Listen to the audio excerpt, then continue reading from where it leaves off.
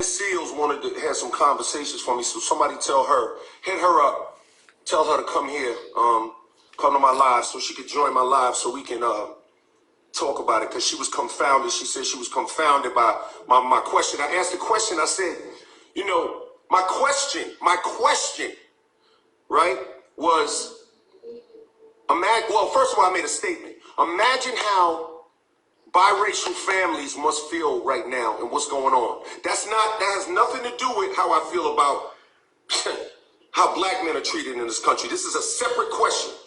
You know, we know that, you know, brothers are not treated, you know, the way they should be. We know that. I think we all know that. But my question was, I wonder, what does a biracial family talk about at a time like this, right? What, like, if you have a white mother or a black mother or a white father or a black mother and you're a biracial child, and like, how do the parents talk to their child? Do they base it on complexion? Do they base it on what they look like? How do they base that thing? You know what I'm saying? Yo, black people in general, bless Trini. Why does it matter? You know what? Good. I'm let's go live and talk about it. Let's go live and talk about it. Oh, you don't want to talk about it? Keisha Marie, you can answer that? Half black and half white here. All right. I'm gonna come to you in a second, Keisha Marie.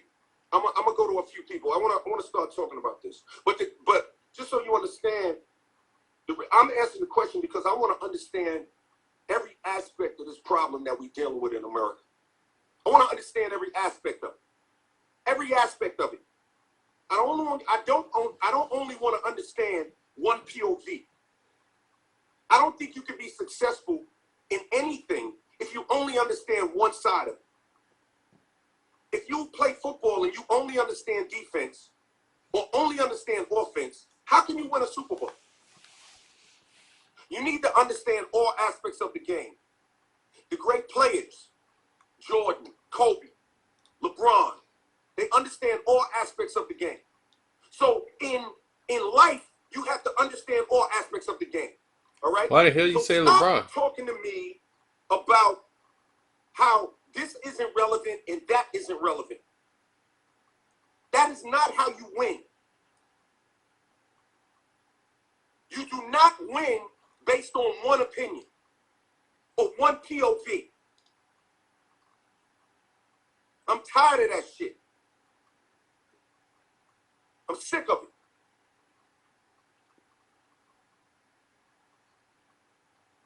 You sit around and all you want to hear me say, the only thing you're interested in hearing me say, which is understandable,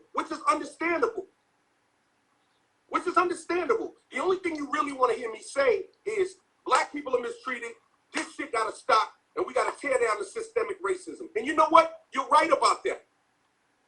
You're right about that part. But I want to understand all this shit. I want to understand it all. I don't just want to understand one part of it. And then anytime somebody asks a question that's a little deeper or has a little more insightful or has some layers to it that requires you to think, you call them stupid.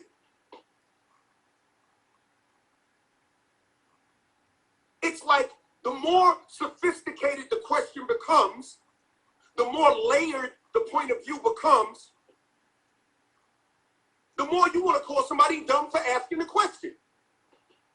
When the real dumb shit is not paying attention and not thinking.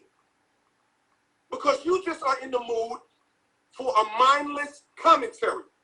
You just want me to egg you on to break windows and shit and burn shit down.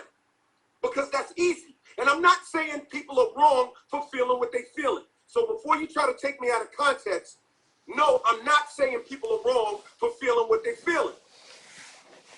But I'm saying that you got to go deeper than the surface. So if we could take a second to stop always discussing shallow shit and go a little deeper, maybe we can figure this thing out. Go ahead, Uncle L. Break it down. I want to go to Miss Thomas. Miss Thomas. Let's talk about it. Oh, you decline. Oh, but you're talking, but you decline. See? So stop running your mouth. because you're just talking. You don't want to, but you don't want to go there. The greatest of all time. Tell him, Nothing L. wrong with a deep question, Tiffany Roxana. My thing is this. Every time we as black people want to ask a question that's a little bit deeper, we got to get painted into some kind of weird hole. A weird corner. It reminds me of like growing up and people said, don't talk white.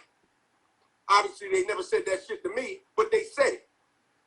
Hey, yo, it's nothing wrong with us thinking about what's going on. Look, we all in our feelings right now. This is an explosive time. This is an explosive time. This shit is crazy. But we can ask questions. It's nothing wrong with asking questions. Don't act like asking questions is a sin, because it's not.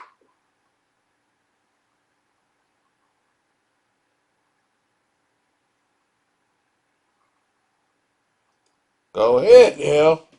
I mean, you got these people out here, like, really? Is that damn hard for you to understand these questions? Is it that hard for you to utilize your imagination a little bit? And think about something beyond breaking a goddamn window? Everyone, that's right, Twin Mommy. Everyone has their own perspective. But the problem is that all they know how to do, the majority knows how to do, is to glom on to bullshit and ignore anything that requires a little more thought. All they want to do is play checkers. Nobody wants to play chess. All you want to do is play checkers and then bitch and moan because you're getting outplayed by people playing chess. But then when somebody brings up some chess to you and try to teach you chess, you call it a stupid game and go back to playing checkers.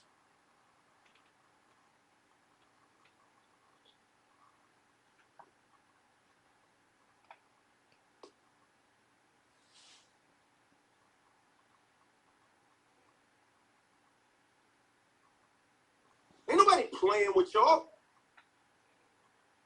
This is real life. That man was out there with a neck on his motherfucking, with a knee on his neck. And you want to sit around and debate about shallow bullshit instead of like understanding that there must be some science to what people are thinking about? We trying to win.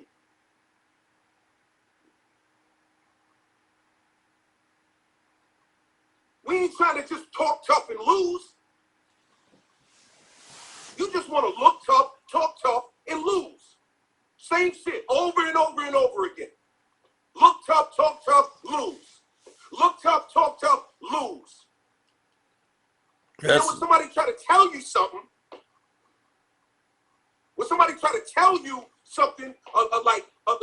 teach you how to get your shit together, you don't want to hear that. That's stupid. They dumb. They removed. They live in a bubble. They don't get it. There you go, L. But if you're looking at a black man who was able, by the grace of God and some luck and some blessings, to get his black ass out of Queens, I must have did something right. Listen.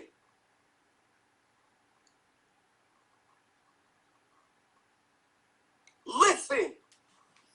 All right. Well, teach us, L. What's going on? Teach us something, L. Drop some knowledge.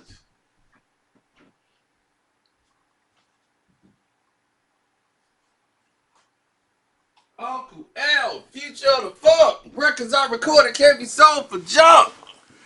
People spread gospel and believe what they must.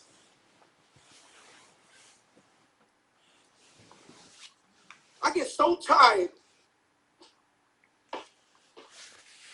of these goddamn know-it-alls that been doing the same shit and losing for years. There you go, L. You know every goddamn thing. It ain't winning in no area, but Nope. you know everything. Yep. And they can take the time to criticize the winners. You're gonna tell the winners they stupid. You gonna get on Twitter and tell LL he don't get it. He's not smart. But I'm here making my dreams a reality, and you sitting on your ass and hardly doing half of the shit you want to do, but you want to tell me that I don't get it. Or if I do succeed, oh, it's because you a jigaboo, you a coon, you know, you tap dancing. We don't do Amos and Andy over here, baby. We don't play like that. I'm from Farmers Boulevard in Queens, New York. We don't play like that.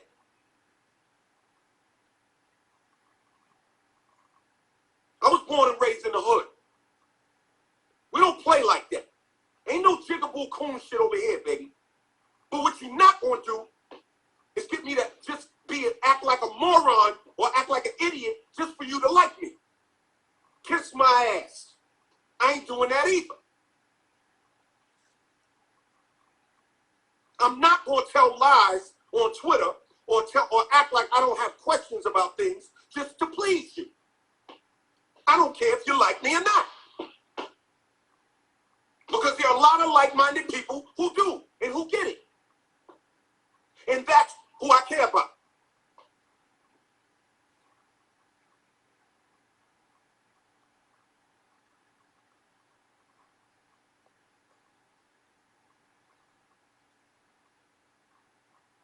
Yeah, I get it. No. No. My feelings ain't hurt. No. My feelings ain't hurt. But you know what? I guess, yeah, my feelings are hurt only in the sense that I hate seeing things like that happen to George Floyd, and then we keep behaving the same way. So you know what? With your low, oaken ass, whatever, yeah, my feelings are hurt. But not in the way that you think they're hurt. Not like ego hurt. More hurt like, I think we can do better hurt. So yes, you're right.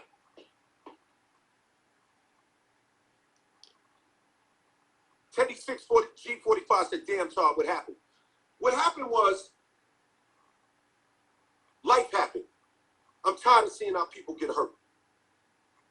George Floyd happened. That cop putting his neck on that guy's, his knee on that guy's neck. All I can think about is his neck. Him putting his knee on his neck, that happened. And it pisses me off because when I ask questions, see, good detective work requires you to ask a lot of different questions, not just one question. And although you may be thinking about one specific topic, sometimes you have to triangulate your thoughts around a specific topic to actually reach the goal. But if you don't understand that, you think it's stupid.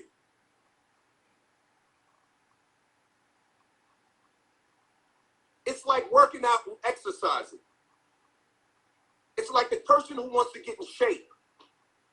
But then when you tell them to do the extra rep, or you tell them that they may have to sleep in work out in an oxygen chamber, or you tell them today we're only doing protein, they think it's dumb. Why do I have to do that? That's uncomfortable.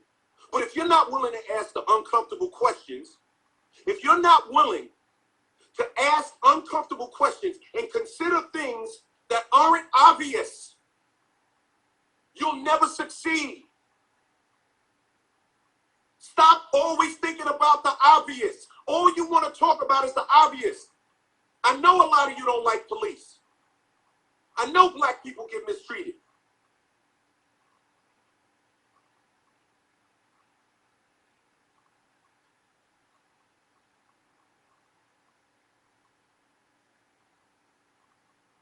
Stop only thinking about the obvious.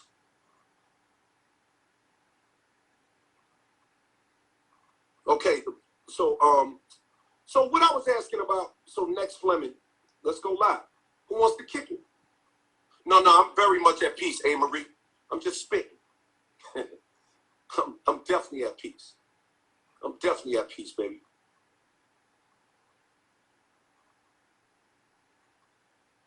Nah. Yeah, let's talk about it then. Who wants to go live and talk about it? Let's talk about it. But y'all don't want to go live and talk about it.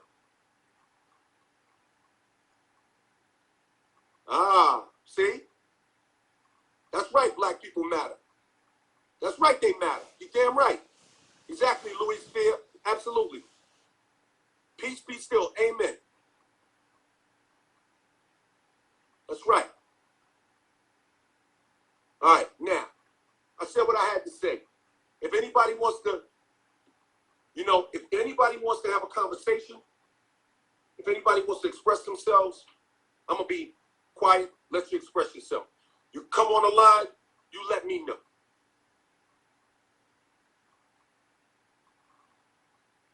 Exactly. Okay, you sorry, calm down. Yo, that's so funny. Now, I ain't, but I'm more like TD Jakes hyped, not negative vibes hyped. I'm more feeling like more like in pastor mode than I am in anger mode. Don't confuse the energy and the aggression. This is what I'm feeling. Yeah, third-degree murder. Come on, man. Like he meant to kill that guy. Whole nother conversation.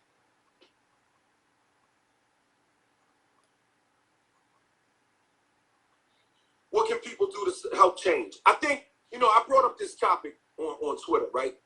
And most of the time, most people, Lamar, most people, they ridicule this topic. The topic is, the term is, it's something called implicit bias. Implicit bias. Google it. Google it. Implicit bias. It's one of the biggest problems in the world. Implicit bias. People have stereotypical views, ideas, and prejudices that they don't consciously know they have.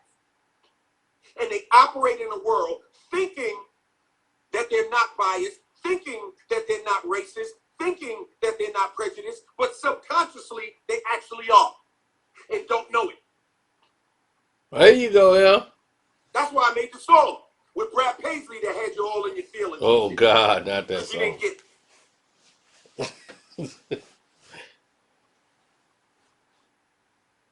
Don't do that song again. I thought he was finna rap it. Don't do that song.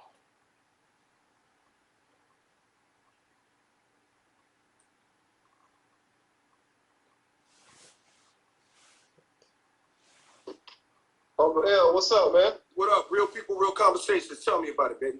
Talk to me. Man, it's like this here. I'm Bobby Wilson. I've been trying to get with you for some time, man. I'm glad I finally got a chance to tap in with you. I'm welcome, man. Welcome, my brother. Talk to me. It's like this, man. I understand exactly where you're coming from. You know what I'm saying? As a black man, and in this community, man, and in just life itself, it's just like if people knew how hard it was, to live the life of a black man, and it's like you're not even a threat, but to be taken that way because of this person's insecurities as an officer, and it's like, I think about my kids, man, and it's like, I don't want to have to explain to my son, well, son, I got to be like this so the cops don't pull me over, so nothing bad don't happen to me. You know what I'm saying? So it's like, I feel everything. I feel the emotion. And somebody saying, oh, he emotional. You're supposed to be emotional for a time like this. This is a time and a season where, it's like we're not supposed to be being passive aggressive about this stuff. We should be getting emotional. Yeah, man, it's real. It's real. Why would you not get emotional? I mean, it would be the same thing if I seen a lot of white people getting killed by black cops. So it's like, it's not about race. It don't have nothing to do with race. This has everything to do with humanity. You know what I mean? As a Christian, it's about humanity. So it's not about, oh, it's because they white. No. You're not going to get equal. The ones who say, see, because my thing is, there's a lot of I see white girls getting hit with nightsticks down there, baby. I seen them get thrown in the street by cops throwing women in the street, 100-pound girls getting thrown on the sidewalk, hitting their heads on the sidewalk. Look, don't get me wrong. Racism is real, but there are white folks, and hey, what's up? How you doing? There are white folks, Latino folks, and Asian folks and Indian folks and every other Middle Eastern folks all walking side by side out there wanting to see this justice served. You know what I'm saying? Absolutely. They all out there. Now, what happened to George Floyd was about race, but the idea Absolutely. of like putting everybody in that box is not the way to go. Absolutely. Absolutely. I couldn't agree 100% more. And it's like, I done seen this, I done had an open conversation with people on my Facebook page. And my question was, I want to know from all of my white, friends, and just I want to understand from you guys. Have you ever been pulled over by a black cop? And if you did, what was your experience with that cop? And a lot of the responses was, black cop was cool. The black cop wasn't rude. And it was even to the point to where white people was even saying, I got pulled over by a white cop and they was way more rude than black cops. Mm-hmm. So it's like, I really feel like that hatred is self-taught. Mm-hmm. You know what I'm saying? It's like, you can raise your children one way, but a lot of what your children will pick up, they're going to pick it up on their own.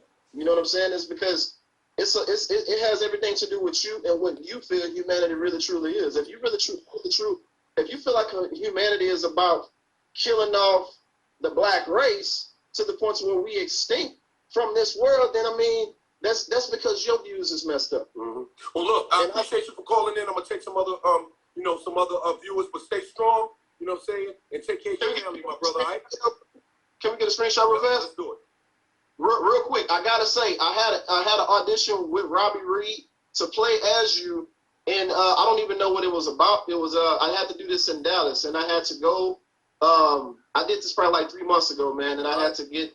I Need Love. You know what I'm saying? I didn't want to tap in, try to steer away from what you're talking about, but I had to let you know that I did do that, man, and it was amazing. I'm actor Bobby Wilson, and I look up to you a whole lot, man. You know what I'm saying?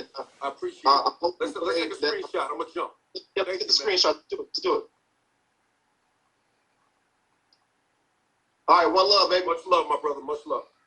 Much love. Real people, real conversations. I'm having a conversation. I want to talk real stuff, though. There ain't no fluff. I want to talk real. You know what I'm saying? I want to talk to you guys. I want to know what's what. All right, my man, Now That's Major, said he's leaving the protest now. Let's talk about it. Hit me up.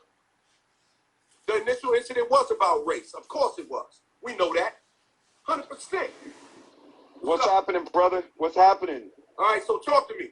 Listen, I'm out here, La Cienega and San Vicente. I just left the protest here with the Black Lives Matter movement. And you know what? It's super heavy out here because there's a lot of tension. There's a lot of hurting people.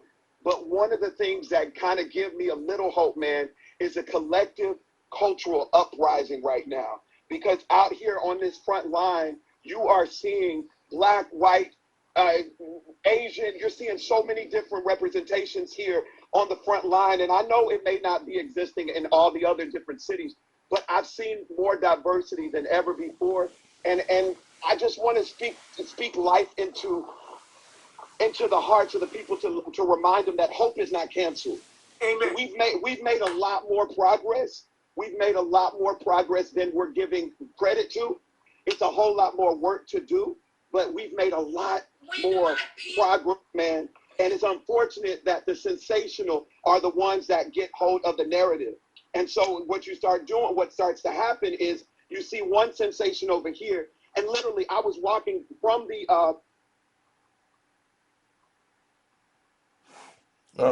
brother through. This Middle Eastern guy pulls over to me and he says, What did he say? "Why are you people burning up stuff?" And I had to ask him, I said, "Why are you people burning up stuff? Clarify." And he's literally in the middle of the street with traffic moving, and he's saying, I had to let him know, man, that's the problem. You've literally summarized all of us. You've generalized everybody outcry as one thing. You see one catastrophe and you collect the entire culture, and that's wrong. And I had to let him know. I said, think about come from. You're an immigrant that came here by choice. We were here without a choice. We were brought here without it. And think about 300 years of systemic oppression. Somebody's going to burn up something, but not everybody's doing it. And I'm going to hate the man that chooses to do so. Yeah. 100%. Well, look, I appreciate you for checking in. I'm going to jump. I'm going to talk to some more people, man. Let's Yes, sir. Stay Much locked respect, King. Yes, sir. Much respect, King. Love. All right, Kamisha, you said my tweet was out of line. Let's talk about it, Kamisha. You want to talk about it? Or what you want to do? You want to, like, talk about it. Tell me it was out of line. I want to know. You know what I mean? So you saying a biracial tweet is out of line. It's not out of line. There ain't nothing out of line about it. You know what I'm saying? I just asked a simple question. You got people that are biracial. How does a family that is biracial has all kind of whatever that mix is, how do they feel in a situation like this? Now, I want you to explain to me how that's out of line. Why is that a question that can't be asked? I want you to prove to me why that's a question that can't be asked. But don't be afraid to go live with me because you're embarrassed. If you want to go live, let's go live and talk about it. If not, then you just type it. Because it's all the time. Everybody, you can get somebody told on Twitter. You sure know how to run with that. Sure know how to leave comments. But you got an opportunity to look me in the eye and talk to me. What's up? Get him, Al! Eat him up, Al! And then be scared to talk. Eat him up, Al! Bring on the Moses hose, baby. Here's my position. My position is this. One, black people have been mistreated in this country since forever. Two, all people of all races, everybody is not a racist. Three, what's it like if you're in a mixed family and you're dealing with all of this shit? These are valid questions.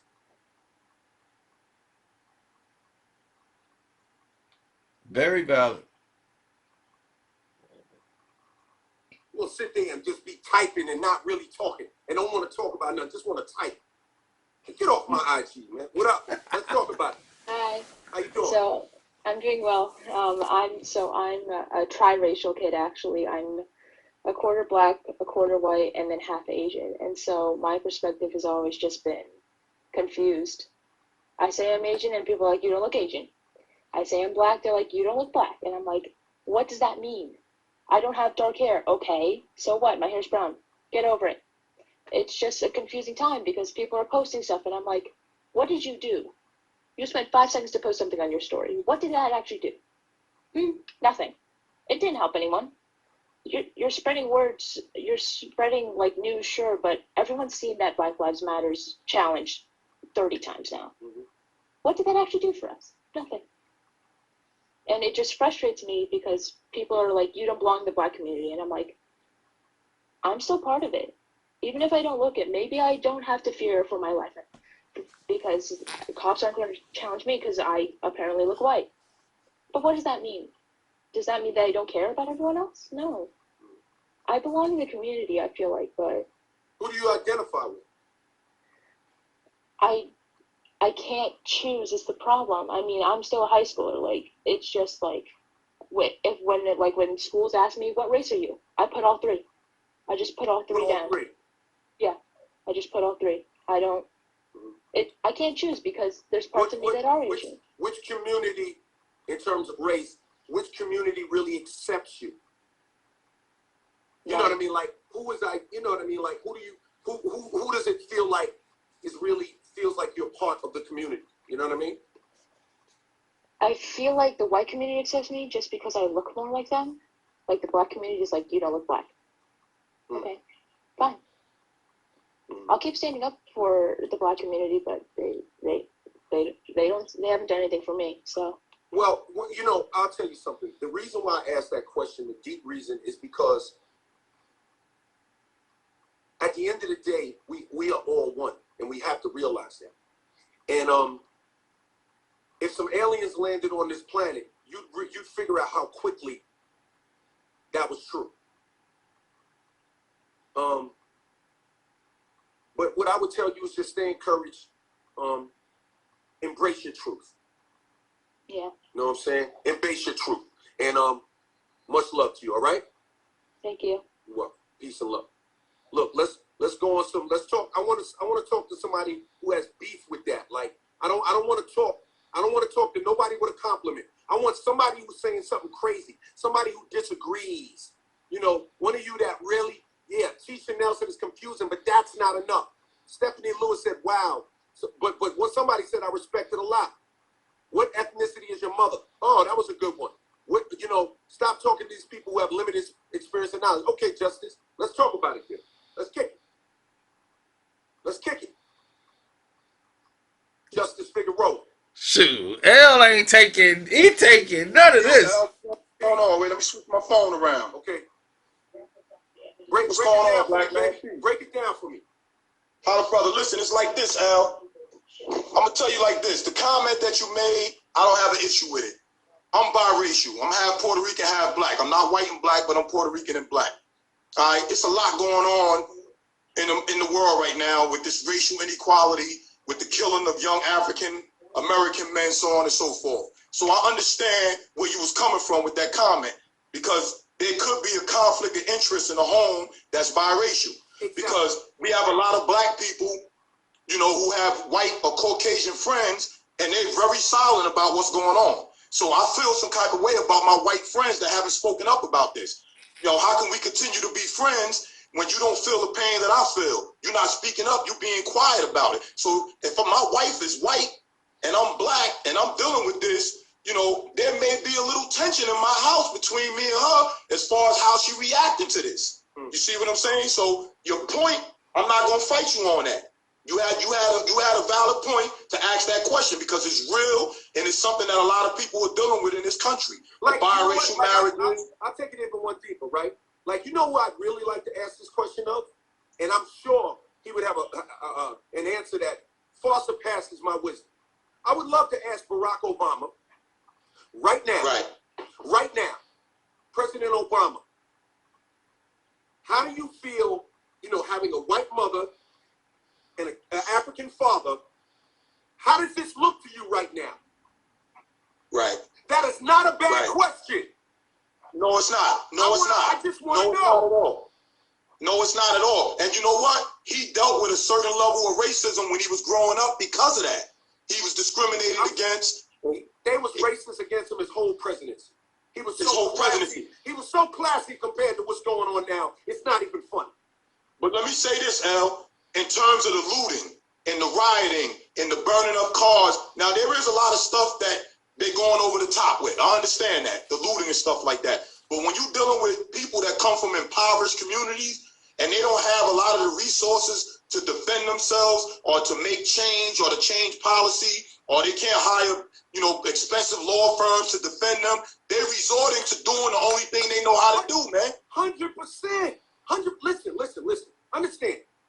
There's three things. Look, you're going to either deal with logic and reason, chance and luck, or hate, passion, and all of that. The people are in their feelings. It is what it is. You're not going to explain it away. You're not going to come up with some magical intellectual elixir that's going to make people like stop being angry.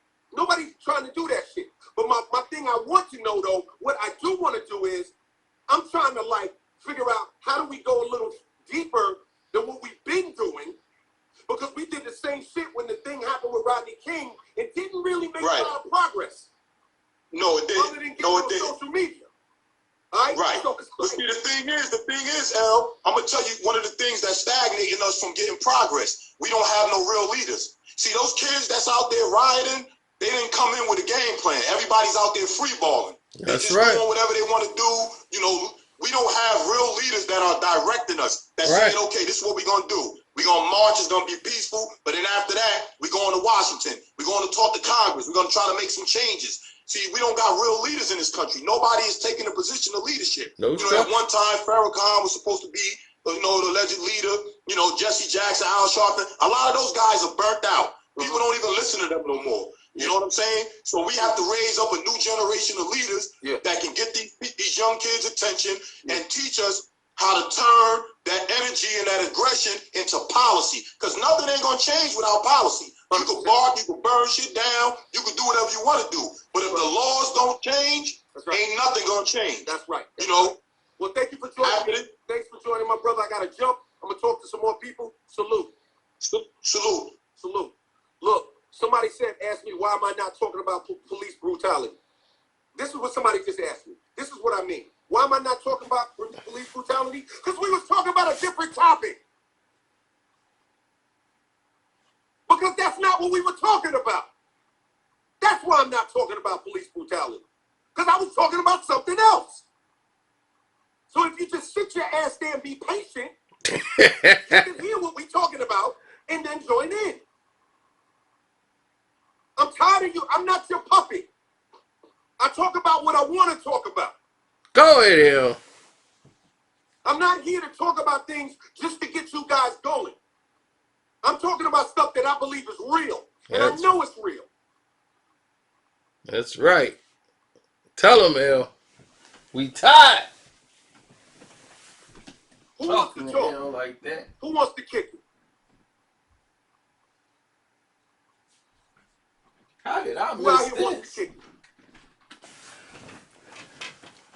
It is a mindset problem. It's absolutely a mindset problem. Now, honestly, I'm going to be honest with you, right? I said this word, implicit bias. How many of you actually took a second to Google that and think of it? Huh? I actually knew what it is, yeah. Implicit bias. You don't care, of course not. You just want to hear me talk about whooping cops' asses.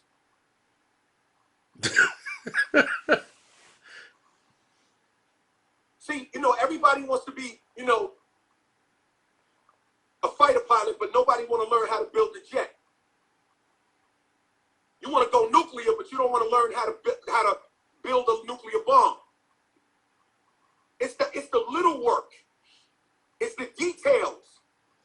That's It's right. the stuff that leads up to that brings success in your life. Exactly. I try to tell him, Al. You don't just go to the finish line. So you guys, a lot of you just want to go to the finish line. Mm-hmm. This has to change. This has to change. It needs to stop now. Hey, guess what? It ain't going to work like that. Nope. You're going to literally have to light the fuse. You're going to have to build up. You build a house from blueprints to foundation to the house to furnishing it, etc. You ain't going to snap your fingers and it's done. So if you think you're going to throw a cinder block through a window and solve this shit, you out of your mind.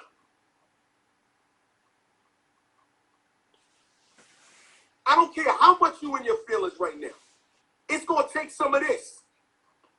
And anybody watching this live who thinks that it ain't going to take none of this to make it, you're sadly mistaken. That's right.